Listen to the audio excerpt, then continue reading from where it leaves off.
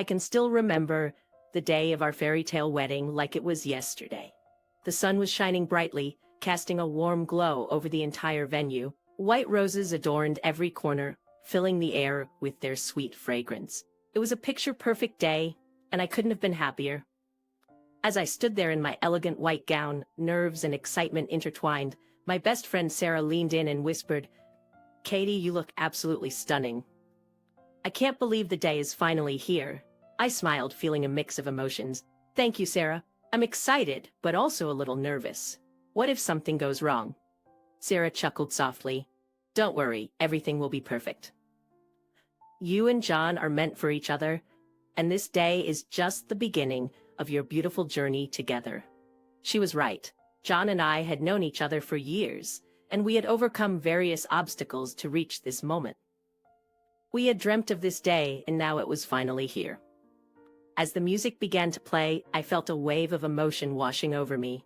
My father held my arm gently as he walked me down the aisle. There at the end of the aisle stood John, looking dashing in his tailored suit, with a smile that could light up the whole room. As we exchanged vows and rings, I could feel the love and support from all our friends and family gathered there. The ceremony was heartwarming, and there wasn't a dry eye in the house, including mine. After the vows, as John and I were pronounced husband and wife, we shared our first kiss as a married couple. Sealing our love forever, the applause and cheers of the guests filled the air, and it was as if time stood still, just for us. Later that evening, during the reception, my mother came over to me, her eyes filled with pride and joy. Mother, Katie, my darling, you look breathtaking. This wedding is a dream come true. I hugged her tightly, feeling grateful for her love and support. Thank you, Mom. I'm so happy you could be here with us today. She smiled, a hint of tears in her eyes. Mother, you deserve all the happiness in the world, my dear. John is a wonderful man, and I'm glad you found each other. As the night continued with laughter, dancing, and celebration, my heart was full. It was a magical day, one that I would cherish for the rest of my life.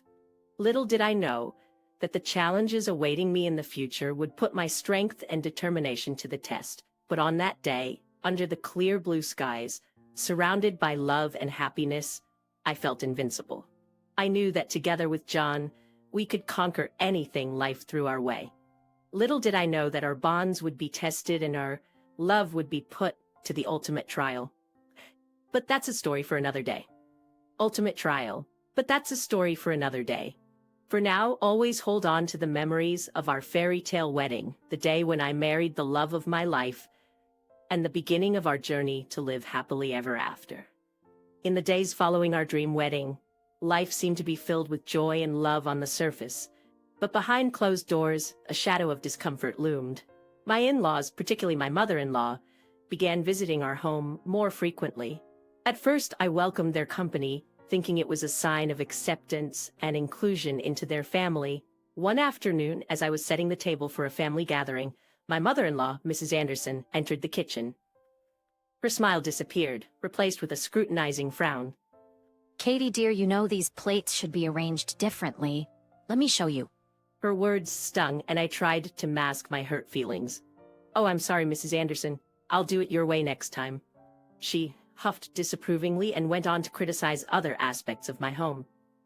My heart sank as I wondered if I would ever be good enough for her. Later that evening, after our guests had left, I confided in my husband, John. John, your mother's comments today, they hurt. I'm trying my best, but it seems like nothing I do is ever right in her eyes. Katie, maybe she means well. She's just used to doing things her way. Don't take it too personally. But I couldn't help but feel hurt. It's not just her comments, John. It's the way your family behaves when you're not around. They're different and not in a good way. I feel like they're bullying me when you're not here. Come on, Katie. They wouldn't do that. They're just a bit traditional, that's all.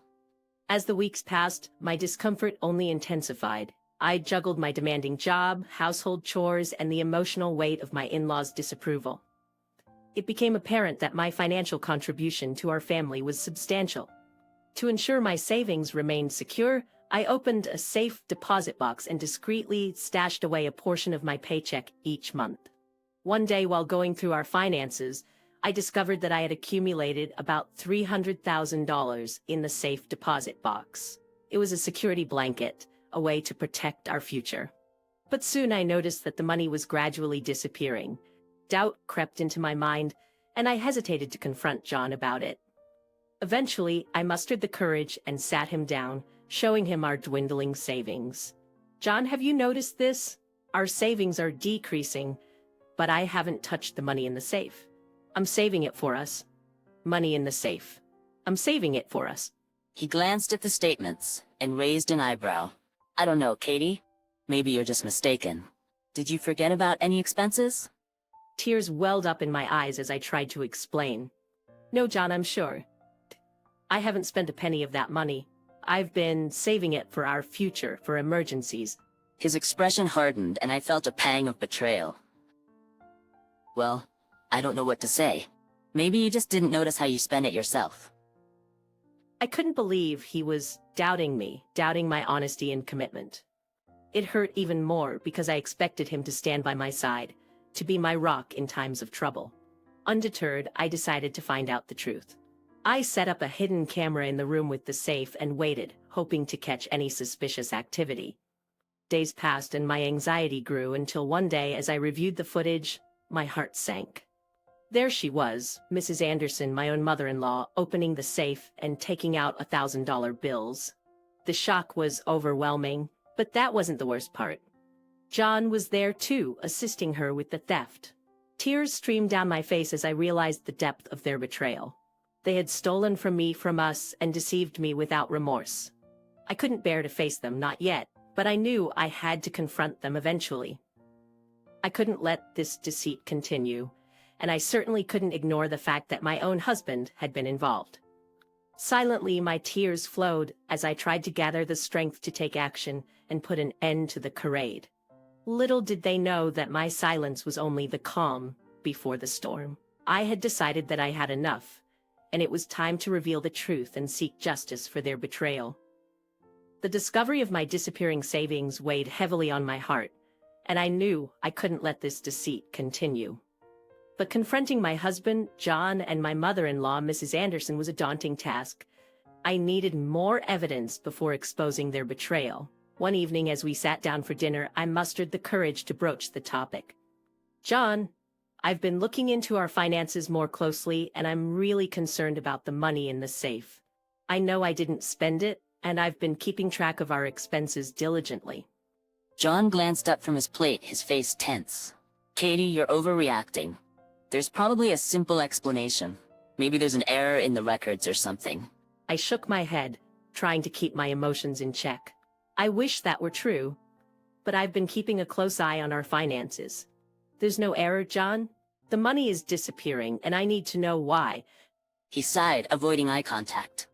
Look, let's not make a big deal out of this.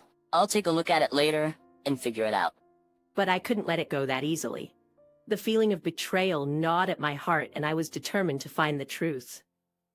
So, I decided to set up a hidden camera in the room with the safe, hoping to catch any suspicious activity. Days turned into weeks as I anxiously awaited the revelation that would confirm or dispel my worst fears.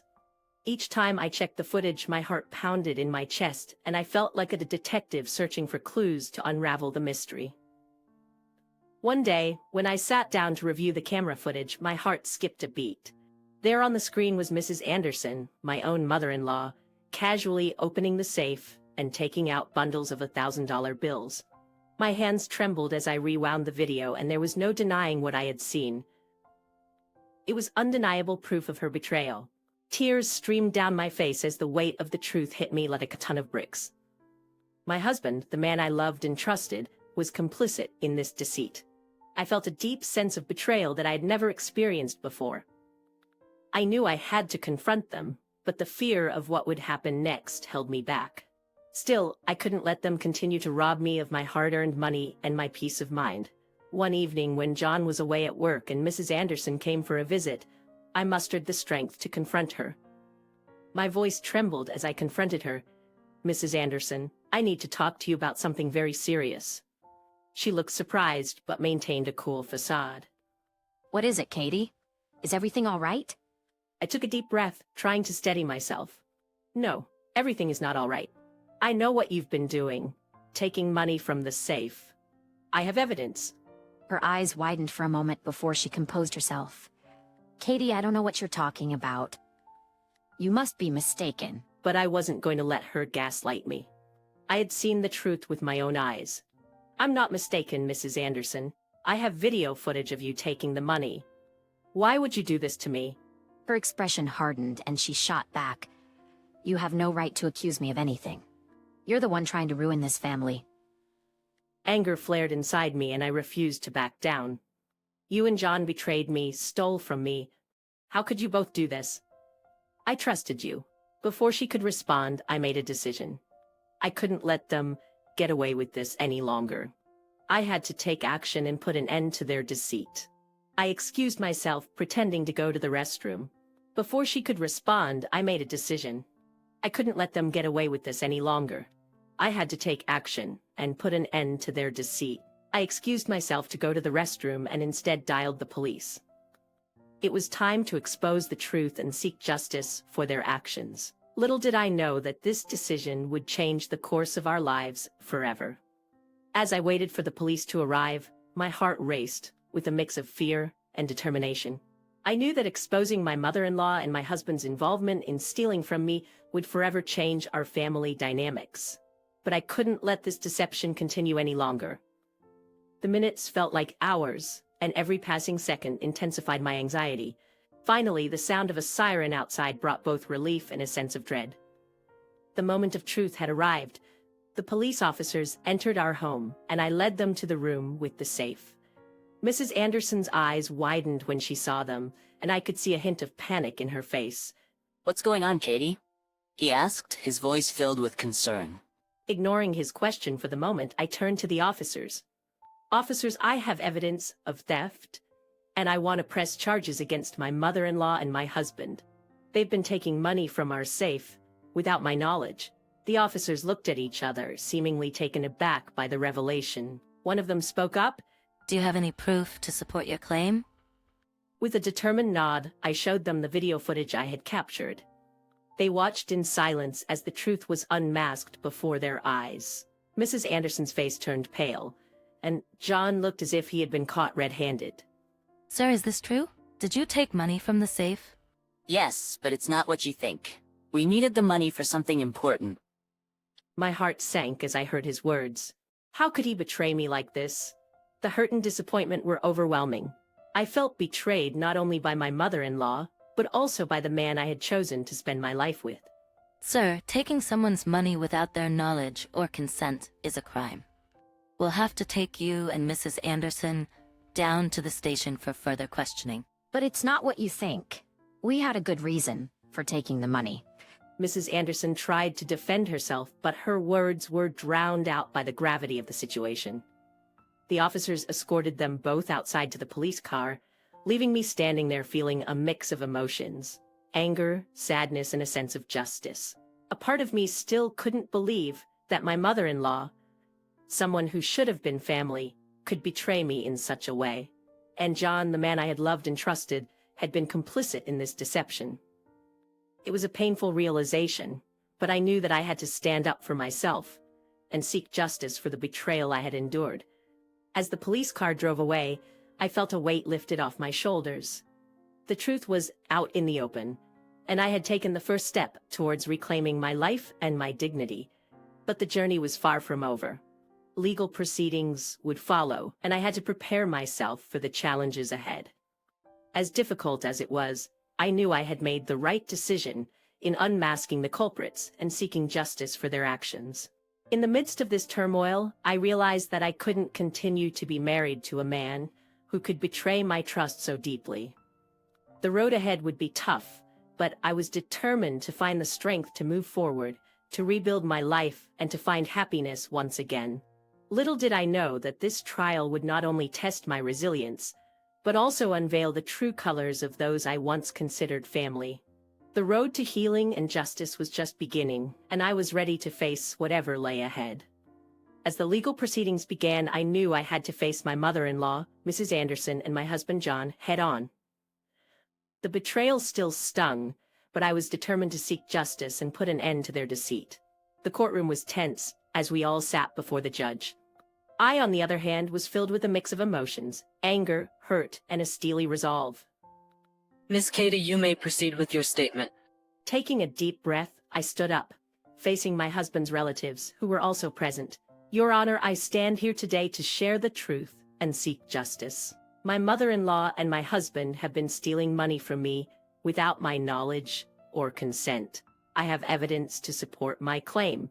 I presented the video footage as evidence, and the room fell silent as everyone watched the damning truth unfold. Gasps of disbelief echoed throughout the courtroom, and Mrs. Anderson's face flushed with embarrassment. Is this true? Did you take money from your wife without her knowledge? Your Honor, I had my reasons. We needed the money for family emergencies, and Katie wouldn't understand. Taking someone's money without their consent is illegal and cannot be justified. Mr. John, do you have anything to say for yourself? Your Honor, I made a terrible mistake, and I deeply regret it.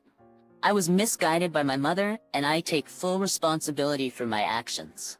These actions are not befitting of a responsible adult. Miss Katie, I'm sorry for what you've had to endure. Rest assured, the court will ensure justice is served. The legal proceedings continued, and it became evident that Mrs. Anderson's influence had played a significant role in John's actions. The court-appointed attorneys revealed the depth of their deceit, showing that they had been stealing money from me for months. Throughout the trial, John's relatives, who had once been cordial to me, now sat with their heads hung low, unable to face the truth. It was evident that they had been complicit in the deception, aware of what was happening, but choosing to turn a blind eye. As the days went by, the courtroom atmosphere became more charged. Emotions ran high as the truth came to light, exposing the web of lies that had entangled our family. I was hurt by their actions, but I was also relieved to have unmasked their deceit. In a heart-wrenching moment, John came to me one evening after the trial. His face was pale and he looked remorseful. Katie, I am so sorry for what I've done. I was foolish and let my mother's influence cloud my judgment. Can you ever forgive me? Tears welled up in my eyes as I looked at the man I once loved. John, what you did was a betrayal of my trust and our marriage. It's not something I can simply forgive and forget. We have a long way to go to rebuild trust, if that's even possible. His eyes filled with tears, and he reached out to hold my hand. Please, Katie, give me a chance to make things right. I promise to change, to be the husband you deserve. I pulled my hand away gently, feeling a mix of sadness and determination. John, the damage is deep. I need time to think about what's best for both of us. But right now, I need to focus on seeking justice and moving forward. As the trial concluded, the judge ruled in my favor. Mrs. Anderson and John were ordered to pay compensation for the stolen money, and they were held accountable for their actions. The weight of their betrayal was now a burden they had to bear. But the courtroom drama was just the beginning. The aftermath of this trial would reshape our family dynamics and test the limits of forgiveness. The path to healing and rebuilding our lives had just begun, and I knew it would be a challenging journey for us all. As I walked away from the courtroom, I felt a sense of relief mingled with uncertainty. The truth had been unveiled and justice was served, but the scars of their deceit ran deep. In the aftermath of the trial, life took on a new trajectory. The court had ruled in my favor and justice had been served, but the emotional scars were still raw. The once happy family dynamics had been shattered, and I found myself navigating through uncharted waters. As the dust settled, I faced a difficult decision: whether to continue my marriage with John or to walk away from the betrayal that had shaken our foundation.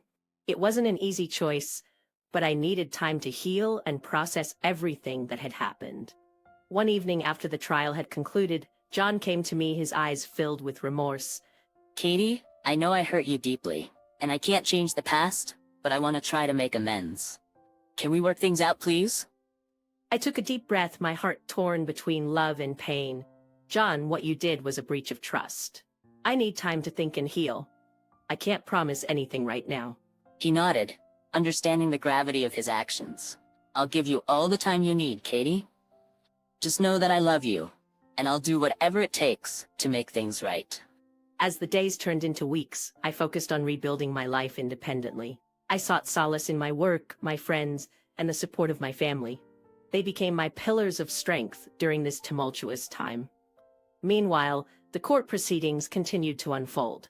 The judge ordered Mrs. Anderson and John to pay compensation for the stolen money. It was a small measure of justice, but it couldn't erase the pain they had caused. During this period, I also discovered the true colors of some of John's relatives.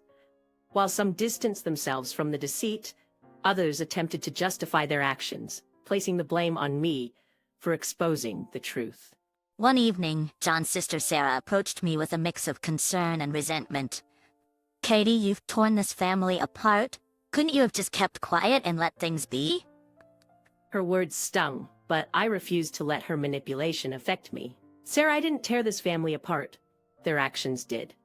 I couldn't let the deceit continue. I deserved to know the truth, just like any person would." She scowled, her anger evident. "Well, you've made your point, and now everything's a mess." I held my ground, unwilling to be bullied. "I didn't ask for any of this, Sarah. They brought this upon themselves by betraying my trust. I won't apologize for seeking justice." As the days went by, the reality of the situation sank in for Mrs. Anderson and John. The consequences of their actions had not only tarnished their reputations, but also strained their relationship with their extended family. Ultimately, John's mother decided to leave town, seeking refuge with distant relatives. The once close-knit family was now fractured, and their relationships irreparably damaged. While the court proceedings brought some sense of closure, I knew that healing would take time. The pain of betrayal lingered, but so did the determination to move forward and rebuild my life.